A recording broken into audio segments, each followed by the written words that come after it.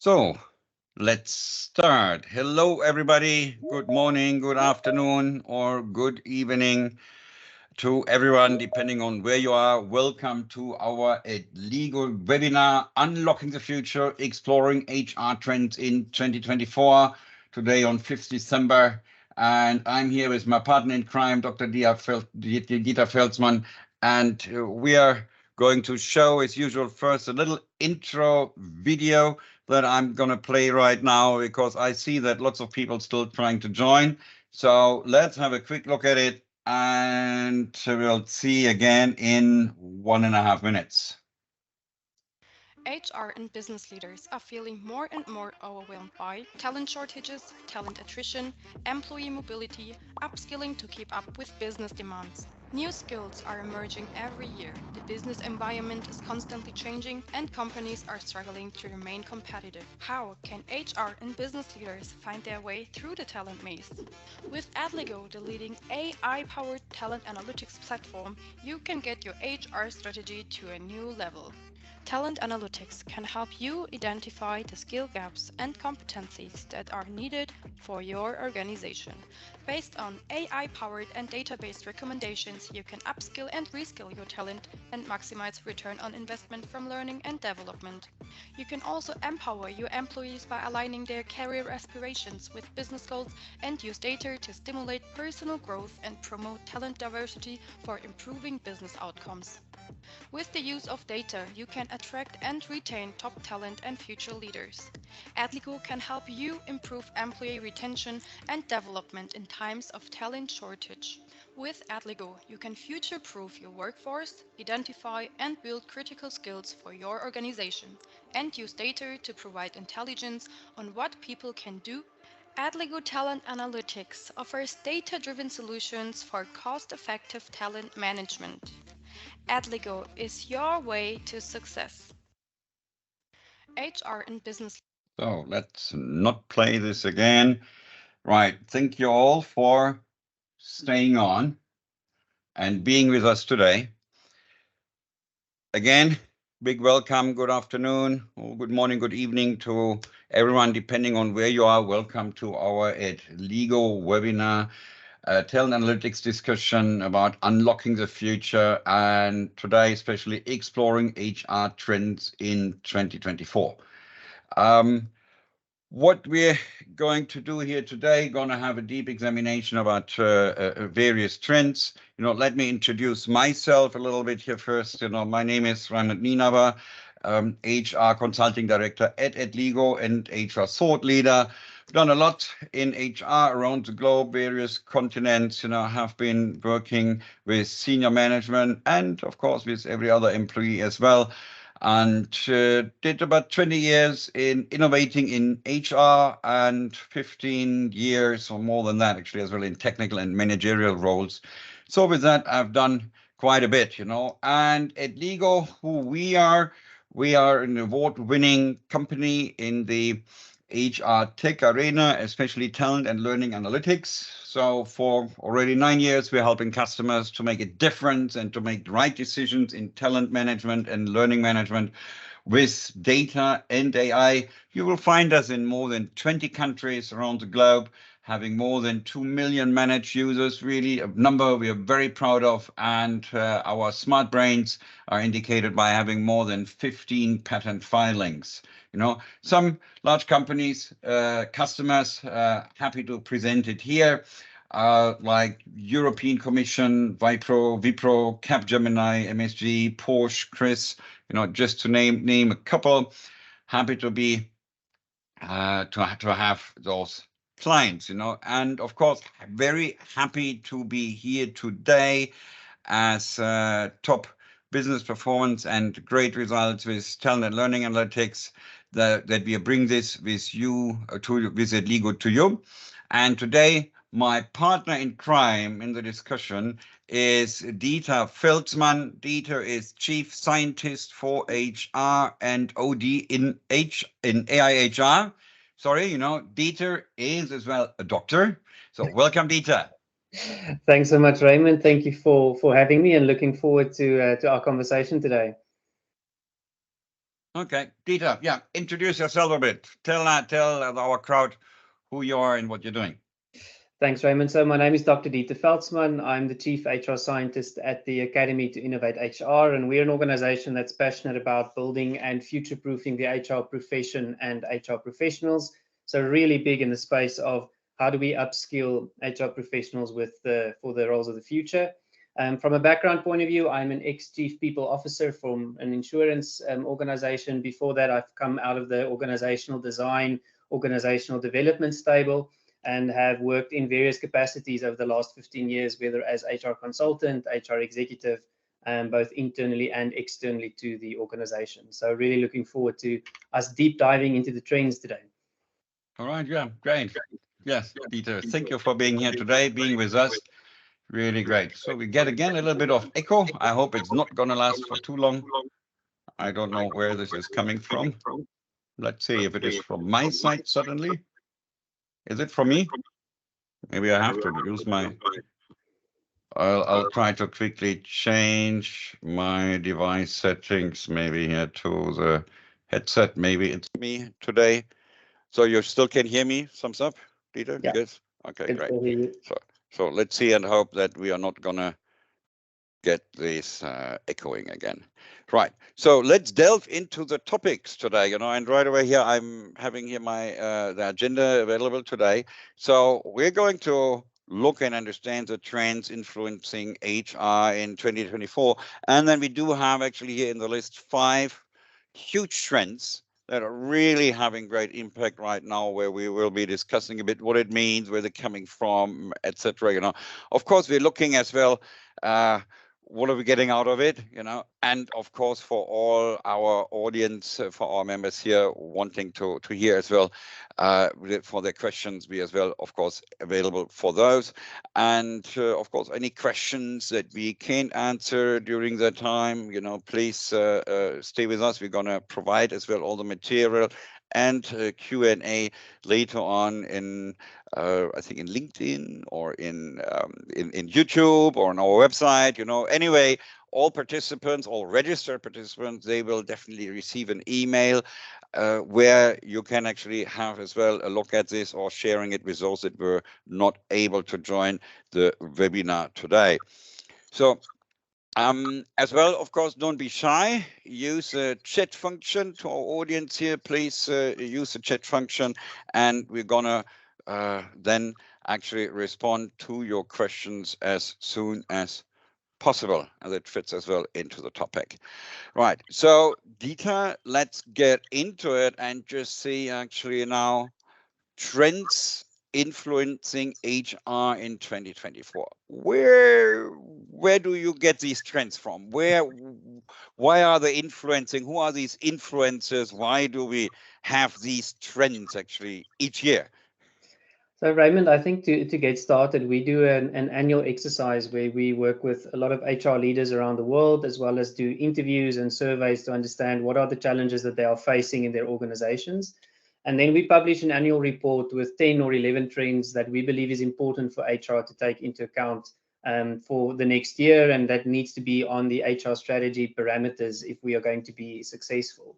Having said that, though, I want to take one step back and say we also need to understand that where do these trends fit? And we think about that in terms of 6 mega trends that you can see on the screen in front of you, around 6 things that we believe is important that's happening in the world of work, and that actually then influences the trends that we see currently within HR. And just to briefly mention a couple of things that you're seeing on the slide, we acknowledge that the labor market is changing. There's a lot of demographic changes. So people are getting older, people are working longer. But on the other side, we're also starting to see talent migration play quite a key role in what the labor markets are going to look like. And you'll see when we talk about our trends around the hidden workforce, this is quite an important point that we think HR leaders need to have on the radar in terms of what the talent pipelines of the future is going to look like. Resource scarcity, in the introduction video, I also spoke about the fact around reskilling, upskilling. We are still facing a global skills shortage on the one side, but also due to things like climate change, etc., talent is moving around the world, and that will have some other detrimental impacts for us when we start looking at the labor markets in the future. We also look at ways that people buy differently these days, so individualization, quite a big strong focus on personalization and what that looks like in the future, as well as then economic power shifts. what does that look like in terms of trade in the future? Advances in tech, we'll talk about AI today, and then really the human work interaction, quite important one for us just to think about as well. So Raymond, I hope that gives a little bit of high-level context before we deep dive into the trends themselves. But that's really where they come from. So we publish it every year. We're busy with our fourth round of trends that we publish every year. But it's within this context of how the world of work is shaping and changing for the future. Right. Yes. I mean, I see this as well from our partners and clients that we're talking to, that the topic that we have picked actually is definitely affecting them a lot. And I see as well that they don't really have many possibilities to circumvent this somehow, so which is why let's right away maybe go into the first, the tapping the hidden workforce. Is this what you have provided here, so, and why is the workforce hidden? So I think this is a trend, Raymond, that speaks about, and I've mentioned the talent and the skill shortage on the one side, but you'll actually see what we talk about here in terms of this particular trend is that 14 to 17% of the hidden workforce is actually in the US context. So what that means is people that are underemployed, or the people that due to certain barriers are not able to be employed in traditional settings. So think here, to make it really practical, about an example of somebody that has caregiver responsibilities. They can't work the normal 8 to 5. They can't work. They need a lot more flexibility in terms of being able to apply their skill sets. Or think about somebody like from a refugee point of view at the moment that has been displaced, that need to apply their skill and trade in a new unfamiliar environment, for example. So the hidden workforce is a part of the workforce that, due to some of the systemic things we still have in place today in today's operating environment, actually don't have access towards certain opportunities. And where this trend is coming from, we are saying that we really need to start thinking very differently about the workforce, a lot broader. What are the pools where we go and find our talent? How flexible are we as organizations pertaining to certain work arrangements that we can put in place to accommodate more people? Because there's benefit for the organization as well in terms of accessibility towards skill and being able to be an attractive employer, broader than just the talent pools that we are currently seeing ourselves. So Raymond, that's a little bit where the hidden workforce comes from. It's quite a deep-seated topic, but one I'm very, very passionate about when you also start thinking about things like neurodivergent employees that need different type of work parameters to really be successful in the workplace.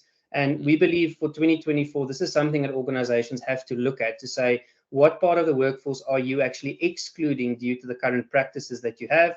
How can you use data differently to start unearthing and really seeing where additional potential lies in terms of your talent practices? I find it very interesting when we are talking about the hidden workforce, because I thought it as well a little bit about these kind of hidden capabilities that you may actually already have in your organization and that you're not tapping, and Yeah. because I have seen that in various companies, they just don't have a clue. Mm-hmm. Yeah. And then I wonder, what do you suggest? How could they get a clue, actually, Yeah, so what you're referring to is what we also see as part of the hidden workforce as the underemployed worker. So this is somebody that actually has hidden skill sets that they are not applying currently in the context of the organization. And very often we are restricted, and it's an old way of thinking about work, but it's still prevalent today. We think about work just in terms of the job description, and people came in to do a specific job description, but they have other skill sets as well. So to answer your question, what we are seeing and what we are promoting quite extensively is how can you utilize data to surface skills visibility within your organization so that you can make informed decisions about how to unearth the skill that's already sitting within your organization. Here to make it practical, here we start thinking about things like talent marketplaces, right? We start thinking about new opportunities and moving people around in the organization, but that starts with skills visibility. Do you really know the skill sets that you have within your organization, and do you actually know the skills that you are going to require as part of your broader workforce plan in future? Yeah, and then I see the number, or what you're saying there. I mean, the numbers sound a little bit like scary as well when you say like 77% of employers report difficulty in filling roles, potentially as well only on the paper somehow, because they don't know what their employees actually still really know in addition. And then good analytics platform, of course, now I say EDLIGO, can use as well, to actually ask in surveys and do additional competency assessments, having voluntary assessments, of course, as well, that people could add competencies that we have no clue about, actually, or HR or manager would have no clue about, that the employees would actually have this kind of competence or capability or skill, whatever you want to call this. And with that, they could actually as well then allow them potentially to learn more, and delve as well into other areas, and with that, with the internal resources, already be able to address a lot of this workforce requirements for the future.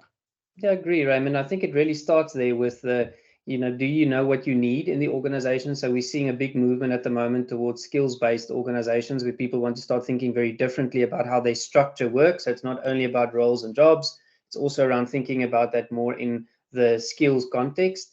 And then to your second point, then it's then around how can I make it visible around the validated skill sets that I have? Because if I understand what I have currently, I can start thinking about developing it further. And I can then also from that point of view start applying it very differently in new ways. How do you get your best skills to be solving the biggest problems that's important in the moment in your organization? And that's where mobility starts becoming really, really interesting if we are really able to do this in a validated, reliable way. So you're saying validated, reliable way. So if I don't have any of these, except I have difficulties in filling roles, so where do I start? So I think I would take a step back again, Raymond, there. And very often I think there's somebody that once mentioned to me to say, if we struggle to fill the roles, maybe the roles are the problem. So go back to the work design to say, what problem is this work design actually trying to solve for you as part of your broader workforce? And then start understanding, why am I not finding the talent? Am I looking in the wrong place? Do the talent actually have different types of skills? So I think it's that joint process that you really need to. So go ask the question, is the work design appropriate? Where am I searching for these people? Are they the right pools? To bring it back to the hidden workforce, is there other places that I've never looked before that potentially warrants me to explore a little bit broader? And you don't necessarily need all the fancy tool sets to be able to do that. Sometimes it's just taking a step back and asking the question. Okay, great. So, yeah, thank you for the answers, Dieter. So let's now go actually into our audience questionnaire. So we have a little bit of interactivity always, so maybe I please ask our technical people to just present the survey, the questionnaire that we have prepared, where we would like to know a little bit from our audience, what HR trends do you believe your organization is facing in 2024? And you'll find some tick boxes, so please just choose the ones, or multiple choices are as well possible here. And don't forget to submit, and then we will quickly see on where this is going. I can right away see the AI empowered workforce is already moving up to 40%, now down to 37%. We have here a couple of items. The point of no return for DI and B is not really a favorite right now. Okay, so we see things are moving. All right, so needles are moving. So very interesting. Majority of the responses is AI empowered workforce, I say here clearly. Then second is the hidden workforce, is just what we have been talking about just now, is as well for our audience here an interesting topic. What do you think here? And I think we gave everyone enough time to do some votes. Of course, the results of this we'll publish as well later on. Dieter, what do you think? Are we setting the priority right? I think so, Raymond. I mean, I think 2023 and will probably be remembered as the year where we started talking about artificial intelligence and what its impact is. So I think that is a top of mind priority still for a lot of organizations to figure out around what does responsible adoption look like. You'll see what we talk about a little bit later when we talk about the AI empowered workforce. It is around how are we going to help people with that transition to start realizing that I need to work with technology in future as a companion and not necessarily through technology. And what does that look like? And what does that mean for productivity? What does that mean for where we implement it? What does that mean for the future of jobs? And I think that's an interesting thing to think about. And if I have to choose out of the five, I would say that I think AI is top of mind. I would still kind of have a very close second around some of the talent trends that we are seeing, you know, in the future as well. So I think very, very important for us to think about that. Cool. You know, I really find it very interesting to see that AI empowered workforce. This is what people have or do have. They all have around their brains, and then we are.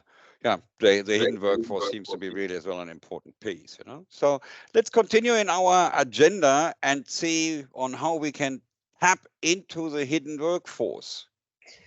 So the next one here, Raymond, that we've identified is something we call the productivity paradox. So productivity paradox. Yes, the productivity and paradox. I think What does it mean? What's been interesting here is really the last 20 years or so, you know, even though we've gotten a lot smarter in the way we work, we've gotten a lot more technology, etc., there hasn't been significant and vast amounts of improvements in productivity, especially around knowledge work. So yes, we've seen some due to automation, etc. But what the productivity paradox is about, it asks the question to say, are we growing economies fast enough and are we productive enough in organizations to actually get to a stage where we are creating new jobs? You know, I've spoken about the fact that the workforce is growing, but are we actually productive enough in organizations, and do we have the right view towards productivity? You know, 2-3 years ago we were talking a lot about well-being. Productivity and well-being are not opposite sides of the coin. They are very, very closely related to each other.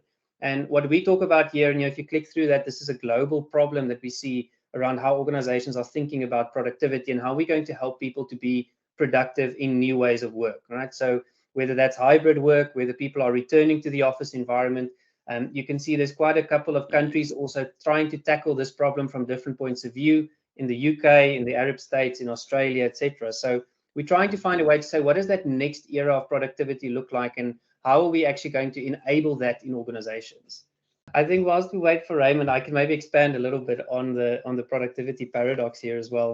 And what you can see really in terms of this particular trend is we start asking the question, how are organizations going to create environments, regardless of what their work arrangements are, that is really, really productive and that is conducive towards sustainable productivity in the future, because there's a breaking point over which organizations can't necessarily cross. When we're looking at this productivity paradox, you know, how do you see this actually affecting the companies in detail? So I think the first one is a really good question is, what does productivity mean to you as an organization, and how have you been able to link actual productivity within your business, measurable productivity, to real business results and progress? You know, productivity sometimes is a big word that gets thrown around in organizations, and we need to dive down into the details to say, are we doing the right things that is actually leading towards the impact that we have? So to make it really practical, you know, we need to ask that question. You know, and there's been a lot of mistrust, I think, in the employer-employee relationship in the past, especially when people started working in new ways. You know, is what does real productivity look like? You know, we've been talking about outcome-based management for a number of years. Are we really applying that in our organization? And those are the types of questions that we say from a trend point of view, you know, we should be asking in organizations for 2024. And how are you going to make sure that those work practices that you do put in place actually leads towards real productivity, you know, real outcomes? And how can you enable that in a sustainable way to make sure that this is the norm going forward, and it's not these peaks and spikes that we will see over time? And that's really where we are coming from a productivity point of view. So, I mean, I see this here now on this graph as well. We basically see it went up a little bit, then it goes flattened down, but actually we are pretty flat, you know, and we get all these new tools, we get all these new other things, whatever is there. And now you're saying, or when we're looking at this project, that we haven't gone anywhere, actually. We, you know, isn't it frustrating? It is, but I also think we need to take that into the context, Raymond. So take when email was invented, right, a couple of years ago. We all thought email was going to be the game changer around the fact that people will be able to work faster, get around to doing a lot more, etc. And all that kind of happened was an additional communication mechanism that came in, and we just started flooding people with more responsibilities, more things to do, etc. So I think it's not necessarily for me so much about the tool sets, it's about how we apply it and what is it leaning towards. So to your point, we've seen that productivity hasn't necessarily increased, even though there's this perception that it has. And I think that's what we need to kind of, you know, cross over in terms of, is that really, what does it look like? You know, one of the biggest challenges we find today with how people work is distraction, especially in the digital world and in the digital environment. And how are we going to think differently about that in our organizations? Are we going to give people focus, give people priority? And, I think that's a big question for us to answer also from an organizational culture point of view and the way that we lead into the future. Mm-hmm. How will I know as a company, like looking at it from data point of view, how do I know as an organization or organization manager that I have actually reached this point of stagnation? How will I get there? And you have any kind of medicine for that? So I think, as I said, I think it does help first to start tracking and getting some insights from a data point of view, right? So that you've got something to baseline against and something that informs that conversation. I think also on the other side, what I've spoken about is to really say that, stagnation, there's a difference between stagnation that is negative, which just means we don't improve, versus the fact that you've kind of reached full capacity. And I think it's important to understand the difference there, because in some environments you might have reached full capacity, so you need to start thinking very differently about what additional resources can I put, into the organization to then get across up to that next, type of level, etc. So, there's a very great model, the job resources demands model, which talks about the fact that if you've got high demands in an organization, you need the resources to support it, and you need to keep these two different things in balance. That's where data plays a key role and feedback plays a key role. But it will only work up to a particular point of time. And you have to understand what is that critical point, when the system has reached its capacity, and how can you then start thinking differently about creating more capacity for the future. So how can we finally, the topic was resolving the productivity paradox. Yeah. So now we want to resolve it. So how do we do that? I'm still not there somehow, so.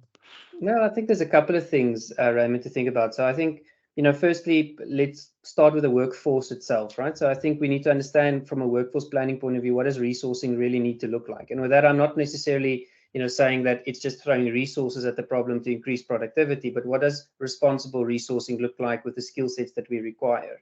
On the second component there, I think it is understanding our metrics of productivity within the organization that actually tells us whether we are driving results and having a particular impact. So I think that's the second thing that you can really do about that.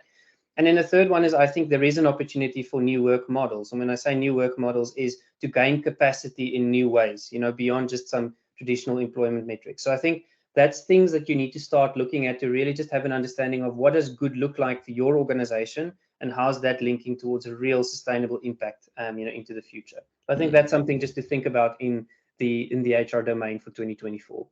Okay, cool. So that means actually there's not really a very easy way out, So, but it's more maybe initially, maybe I think it's something for us to realize and think like, okay, is there something that we could see to do about it, So it's, who said, well, it's not easy, so to say. So no, and I think it is, the awareness is the first step for me, right, towards that, because I think, somebody asked me the question a couple of weeks ago to say, why is productivity such a loaded statement within the HR domain? And yes, I think there is still some people that have a very negative connotation to it, whereas it should be a positive conversation around productivity is a great enabler in the organization if it is managed well and if it's understood well.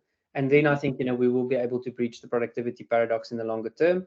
Obviously, technology can play a key role here if, again, utilized in the right way and for the right purpose. And I think that's a good first step to start thinking about. All right. Okay, let's go to the point of no return for DEI and B, So diversity, equity, inclusion, and belonging. I of course, I see that all this has been growing first before. I remember years ago, we talked about D, then we talked about E, then we talked about the I. Now we have a B as well in addition. I don't know what's coming, what's being added in future there. We'll be trying to actually, of course, we want to include everything. It's good. There are good reasons for that. But some may say nice to have, but you say no point of return. So the view that we are taking around, we believe DIB is going in the future, and rightfully so. I think the concept has expanded over time quite a bit. But to give some context to it, I think 2022 and 2023 has been a really tough year for organizations around diversity, equity, inclusion, and belonging. We've seen massive layoffs on the one side in kind of the US specifically in the tech sector, with DIB departments literally being culled and completely being kind of let go out of the organization, with a lot of people saying, but they're not adding any value. And that's kind of one of the first places that we would look towards when we are reducing the workforce. Mhm. On the other side, we're also seeing practices pertaining to diversity washing, companies that are following a public narrative around their DIB, but it's not really bringing about deep-seated, authentic, meaningful change within the organization. And the trend that we are talking about here is a call for systemic DIB in future. So how do we get to the real issues? For example, how do we make sure that work is accessible to people from different backgrounds? How do we make sure that we are really inclusive in our work practices? And when we talk about that in a systemic way, and Raymond, please don't quote this next comment out of context, because I'm not saying I don't support degrees. What I'm saying is degrees are not necessarily the only requirement for success in a particular job or for the attainment of a particular skill. Yet when you put down on a job description that a bachelor's degree is a minimum entry-level criteria for a particular job, you're excluding 70% of the workforce, for example.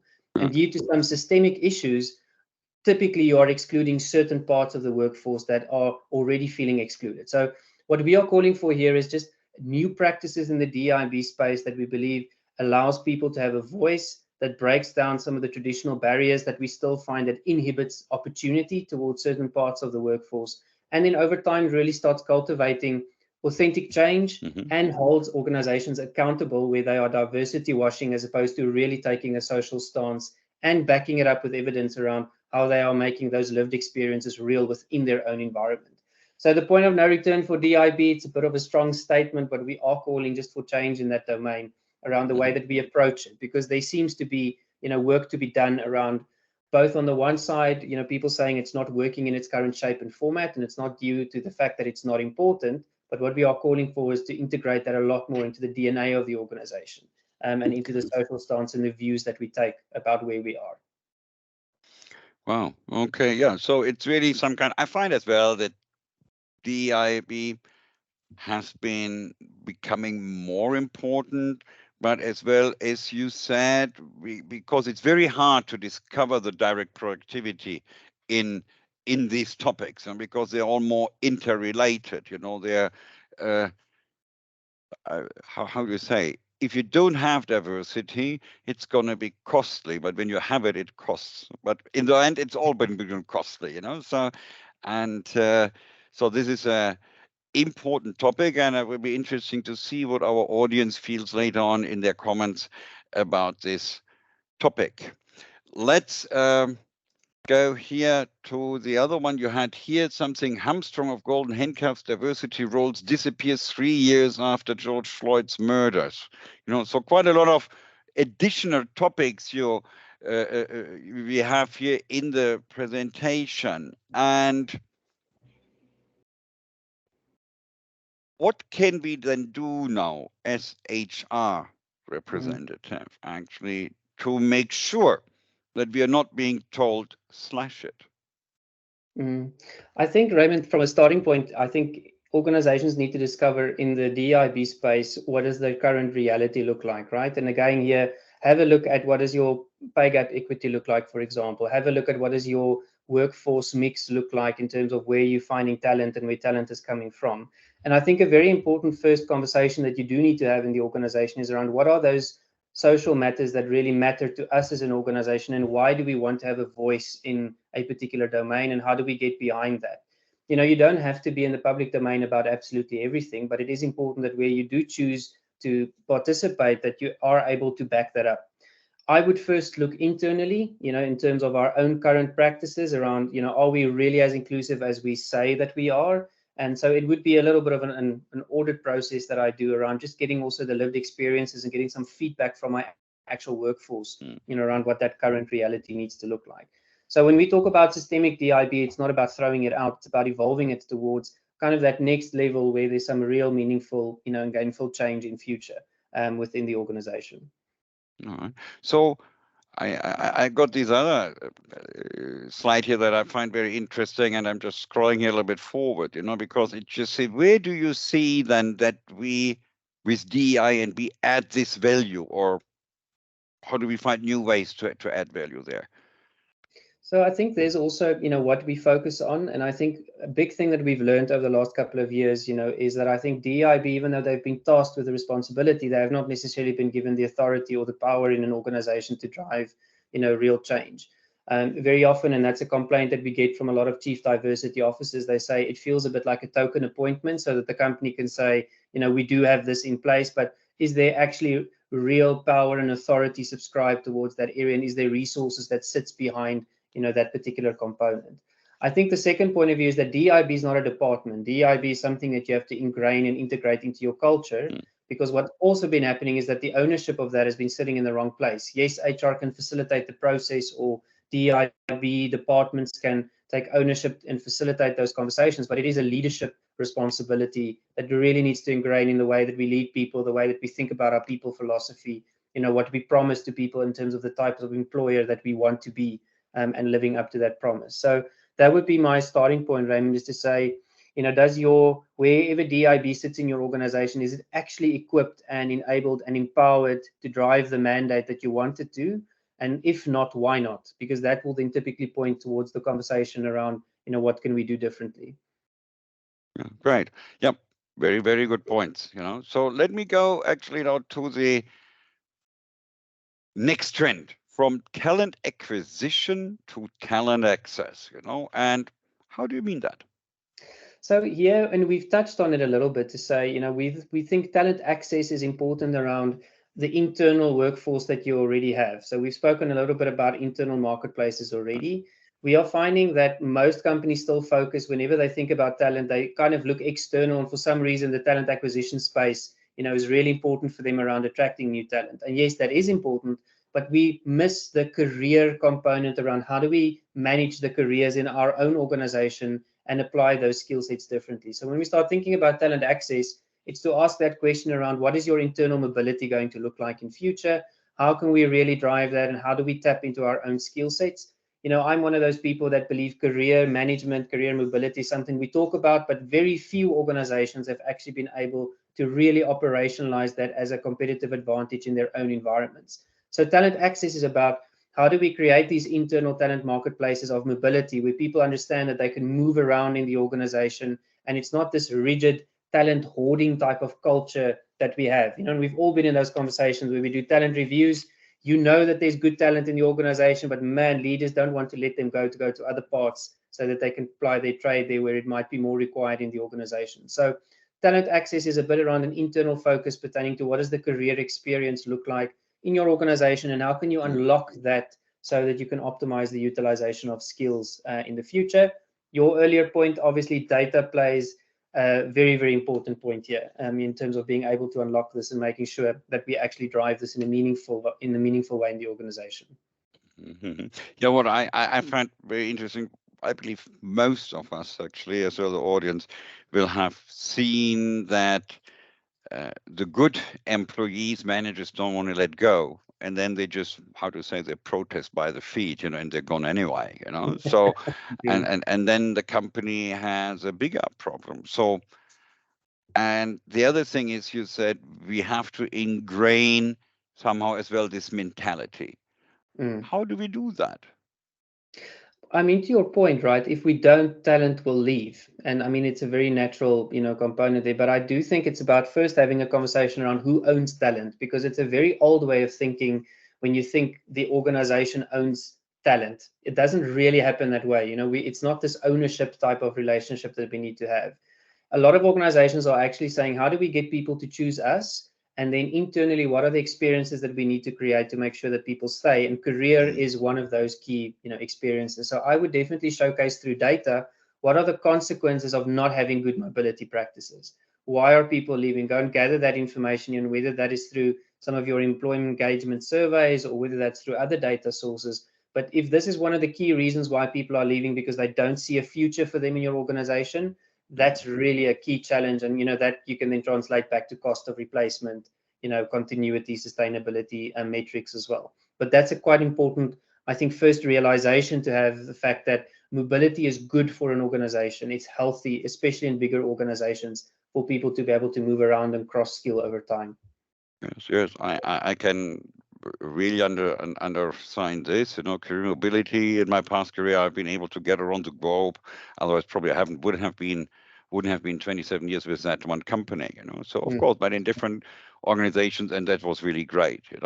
Which brings us into actually one of these last major themes that we picked here: the AI empowered workforce. And this has been as well now the got the highest votes here. I think 34% I see on what our audience as well voted as their area of focus for sure for this year. How would you actually even let me take a step back. When is the workforce AI empowered? So, Raymond, I think the one thing that we need to acknowledge, and I think that's why the AI, and especially the generative AI conversation, is such a big one at the moment, is for the very first time, people in both their personal and professional lives are utilizing AI in ways that they never have before, right? It's a lot more accessible to people. It's a lot friendlier for people to incorporate. When we start talking about the AI empowered workforce, for me, I think that really happens when people have an understanding and have an acknowledgement of how do I work with AI as a companion for me in terms of actually increasing my own effectiveness at work. And there's a lot of studies already being done around improvements. And you asked about the productivity paradox earlier, around increases in personal productivity where AI is utilized to complement somebody within their current job or within the tasks that they utilize and what they do. It leads towards better quality of work, but we have to help people understand how to do that, because there is generally a fear around AI and what it's going to mean for my job and what is going to be replaced. Jobs will look different. We're also going to have to start redesigning work in a very, very different way, keeping this in mind and keeping AI in mind. So for me, the AI empowered workforce at an individual level is people understanding, where does AI fit in my job? How do I utilize it responsibly? And also within the organizational environment, where are we utilizing AI and what does that roadmap for us look like in future? Because there is still a lot of questions around ethical use, responsible adoption. What's the implication of this going to be in future? And AI empowered for us is a really interesting study that's being done that says the kind of these, you see massive gains for people that might have been underperforming when they utilize AI to get them up to standard, and minor kind of changes that you see for people that are already at that performing level, even though we still see some of those increases as well. The point I'm trying to make is it is about helping talent and people understand, where does this fit and how do I use it and what can I do and what shouldn't I do? And that for us is the AI empowered workforce of the future. But what hinders companies at this time actually to AI empower their people? Are there barriers? Of course, there's definitely barriers, and I think that's where the conversations come from around what is our appetite as an organization to implement safe use of AI. With what I'm saying, and let's use ChatGPT as an example. I think the moment it came out, a lot of organizations lost a lot of information that is actually private and should not be utilized in that particular way, just because people did not understand what the risks are of utilizing some of these technologies. So I think it is about having real conversations in the organization around, what is our view and our stance towards these matters? What does safe use look like for us in our organization? And guide people here in terms of the do's and the do nots. And because some of it is, because people did not realize, and others are lessons that we've already learned. There are questions of privacy. There are questions of intellectual property rights when we start utilizing AI to start creating things like content, etc. But what does that look like? And AI empowered is where I know enough that I can make a responsible decision as a human being around how I'm going to incorporate that and where I'm using it and where I should not be using it, and what those boundaries and those barriers need to look like. And I think, that's kind of the key thing for us around having that open conversation within the organization about what that needs to be and what that needs to look like. So when we are now looking at AI empowered workforce, do you actually think that this is something for all employees? Yeah, or can I just say, no, I don't want to do these things, so. I think the reality there is, Raymond, that AI is a reality that will infuse in most parts of how we work today and into the future, right? So I think there is a real responsibility that we have, and that's kind of where the technological self-efficacy piece comes from, that how do we help people learn the skill sets to also understand what that means for them in their chosen profession, because that will be the way, going forward. I think people that choose not to engage with this will be left behind in the longer term. And I think also that gap around what they need to catch up with what is going to be possible with people utilizing some of these new technologies are going to become just too broad and too big. So the time is now to help people reskill and upskill and understand what this means and what this looks like for them. Otherwise, I think people will be left behind, and I don't think that is positive. I don't think that is what we should be striving for, in terms of really empowering the workforce. So I just see here a question in the chat, So, and are we having currently a human-centered workplace culture? So I think that's a great question, around that. And I think human centricity, we also need, because I believe that AI and human centricity can walk hand in hand around what are those human moments and how do we look through a human lens towards the things that we need to do, right? I think there has been a big shift in organizations around implementing a lot more human-centric type of thinking, in terms of their own practices. But a big thing to think about is who is the human being that sits on the other side, not only the employee, because an employee is a human being first, and what are their wants and needs, and how can we utilize technology, for example, to drive meaningful work design. That's work that real human beings find meaning out of and get satisfaction out of, and drive great experiences. So I think a lot of organizations are doing great work in that space. I think there's still quite a way to go, though, for it to really be ingrained. And it's a bit like a pendulum that swings. When everything is going well, everybody talks human centricity. And then all of a sudden, when the pressure is on and the economy is tight, then people start shifting way towards the other side to say, it's all about results and output. How do we balance these perspectives and views and start realizing it's not an either or type of thing? I think we can bring them much closer together. Okay, great. So I get already indications with time, so because I really love to listen what you have to say, So, but let's somehow look a little bit of what all other things you feel is going to happen in 2024, as we have gone through the major ones. If you can give us a very short view on other impacts. Sure thing. So what we've tried to do, Raymond, is to organize them into 3 themes. So the first one is around HR realigning priorities. So, we've delved into the productivity paradox, DIB, the hidden workforce. We also think that there is a conversation around how does HR contribute towards helping organizations think about climate change adaptation. So what we mean by that is, how do we help organizations get to grips with what the new reality is going to look like? So, for example, work practices in areas where we find extreme heat at the moment. What does that look like? Do you need to think differently about things like scheduling, rostering, etc. in those areas?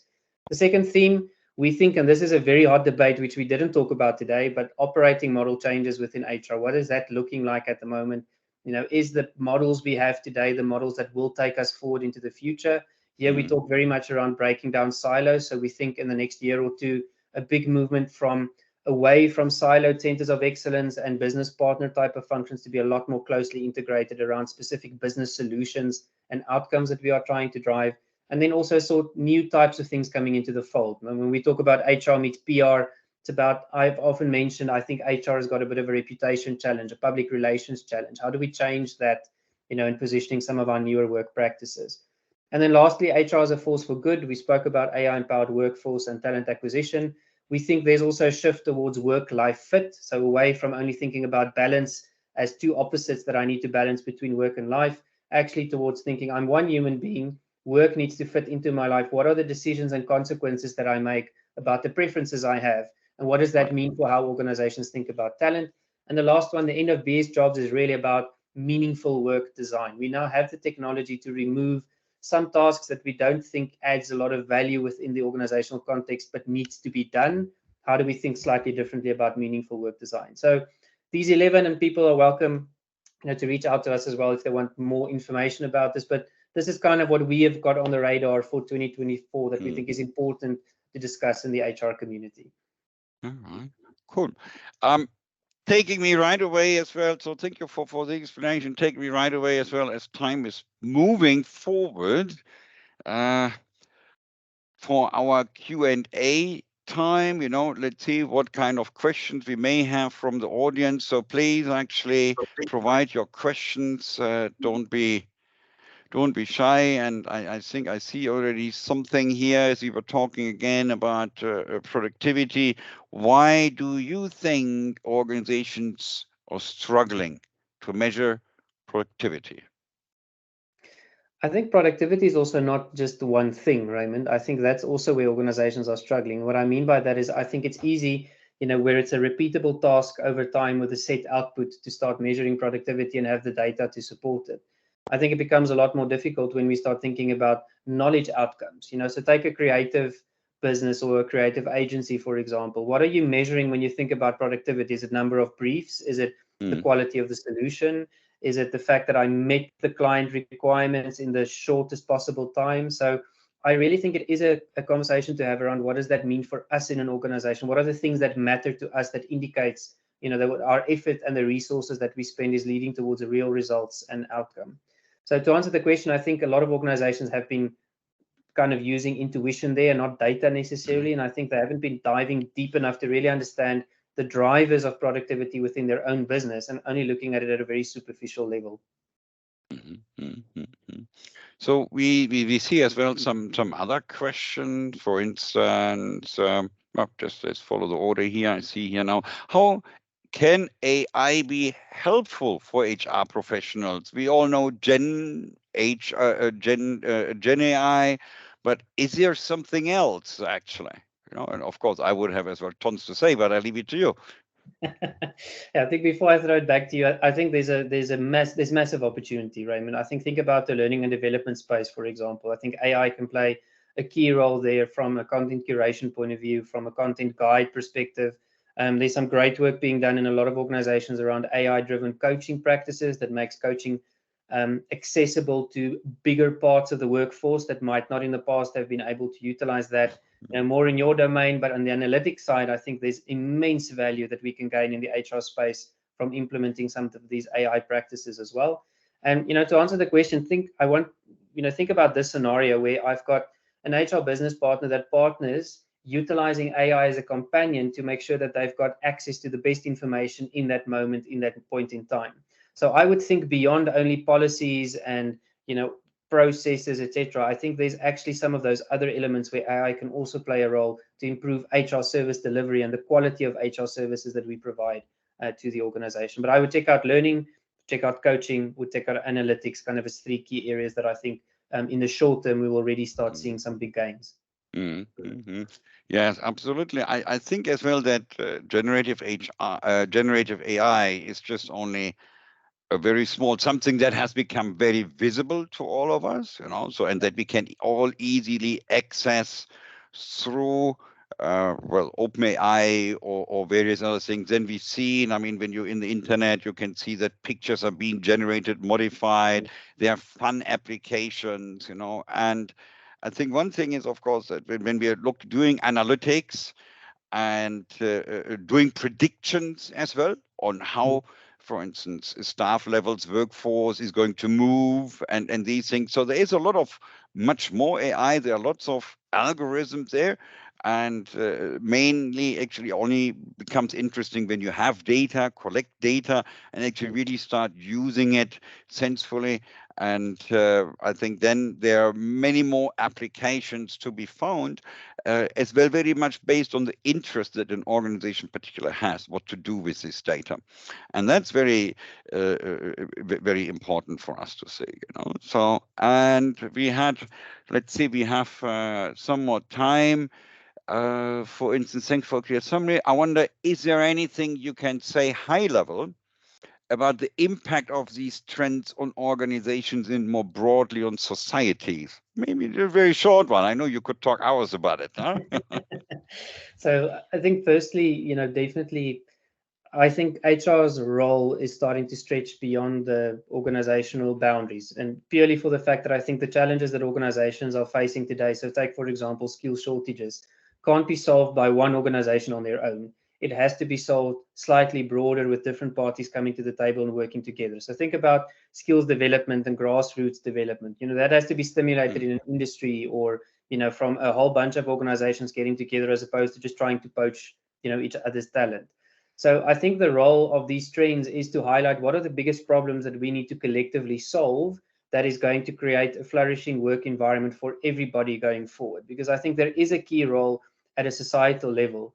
What's interesting for me when we talk about these trends, most challenges that organizations are facing have got some shape or flavor of a people or an HR related challenge that needs to be solved. If you think about skills, if you think about the workforce of the future, if you think about DEIB, all these types of things, I think, is really within the scope and in the domain of HR professionals to have a meaningful and a valuable contribution going forward. And I think that's going to be interesting to see, how that plays out. So most definitely, there's definitely a link there.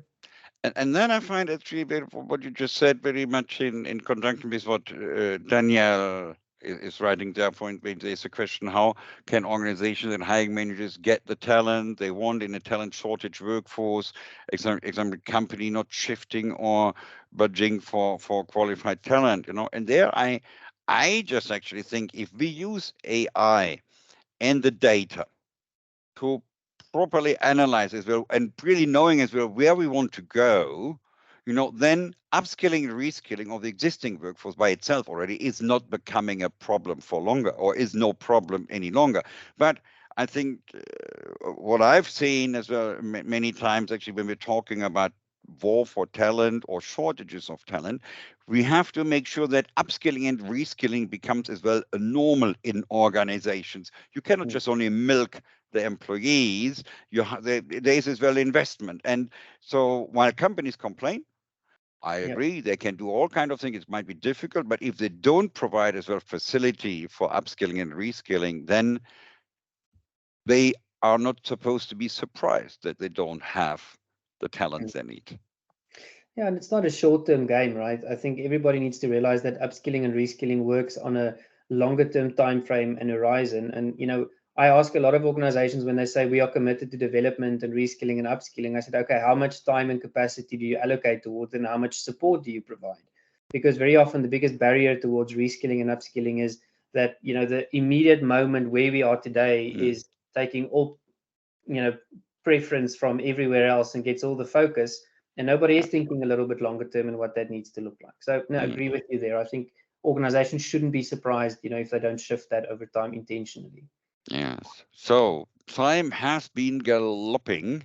So, and I really have to say thank you to you, Dieter, for being here with us, and having great. I had a great time with you to discussing on what we're what we discussed here today. So thank you, everyone. And well, we will provide the video and everything here again for download, and we will provide the text, recordings, everything's there. And I just see here that my computer actually, that I wanted to share the video, so I just have to ask the techniques to please actually, Marsha, if you can actually show the demo video at the end, because my computer is telling me that I can't share the audio for some reason. And then I don't know if you can actually do this. Because what we are planning now, as usual, we have a short video where you could actually see hands-on on how data can be used and how data can be used in this context. I would just request here our talented people in the background that help me with this little technology trouble, because I cannot share this video with sound. For whatever reason, it will not allow me to do that. I don't know. Masha, do you have it? Could you play it? Great, thank you. Please play with sound. We don't hear. Let's see if it is Specialized in AI-powered talent analytics. We empower our customers with advanced analytics that helps drive focused actions for corporates all over the world. EDLIGO offers employees, managers, and HR leaders specific insights tailored to their needs. So, let's see the benefits of the platform for the employees. In the self-assessment section, each employee can perform a competency self-evaluation. The employee rates their overall mastery of each competence. When an employee clicks on My Dashboard, they can view an outline of their own competencies, along with the manager's evaluation. This provides the employee with an overview of areas for improvement. For employees aiming for career growth, the platform offers the ability to view the competencies required for a target position. With a career path in mind, the employee can evaluate themselves and identify the skills they need to develop for a specific role. By clicking on the learning path, the employee will receive recommendations for the courses they need to take to acquire the skills necessary for the selected position. Additionally, employees can express their own interests in mobility and other career aspirations. Next, let's see the benefits of the platform for managers. Managers can access My Team Assessment to gain a clear picture of their team's skills. The screen displays each team member's self-assessment and the assessment progress. Here the manager can also evaluate employees' competency level. Furthermore, the manager can identify key experts within the team, search for future leaders, and provide training recommendations and feedback to employees. After employees and managers submit all their assessments, it is the HR leader's turn to make full use of the data. Competency analysis offers an overview of the organization's skills and competencies. Additionally, it allows for a detailed view of competency gaps among employees. The Learning and Development section assists you in making informed decisions regarding the upskilling and reskilling of your talent. Here you'll find personalized course recommendations for every employee. These courses may be hosted in your organization's internal LMS or on external platforms like Udemy or Coursera. Using the skills framework allows you to assess which skills an employee can learn based on their background and existing skills. During the recruitment phase, you can gain insights into the skills that candidates may lack but can potentially acquire more quickly than other candidates. In the Performance Management section, you correlate performance and competencies to identify employees in need of attention. By analyzing competency levels and performance of all employees, AI helps identify the competencies that have the highest impact on performance. For professional services organizations, the Customer Analysis section helps evaluate the health of certain customer engagements by looking into different indicators such as competencies, satisfaction, engagement level, and flight risk. Furthermore, you can facilitate structured internal talent mobility, including rotation, promotion, and succession planning based on employees' competencies and career aspirations. You can easily select the position you need to fill, and EDLIGO will provide you with a list of the most suitable candidates considering their competencies both exceeding and matching the required criteria. The platform also provides individual employee profiles with overview of competencies and skills, learning path, career interests, and employment history. By selecting retention management, you can view insights on attrition and identify employees with a high attrition risk and take preventive measures. EDLIGO is here to catalyze your talent management transformation journey, leveraging the power of data and AI. All right, the movie has run, the demo has run. I hope you liked it. I hope you enjoyed the session today. Thank you all very much again for joining. Wherever you are, recordings will be available, PowerPoint will be available. So thank you and have a great day wherever you are. Bye-bye.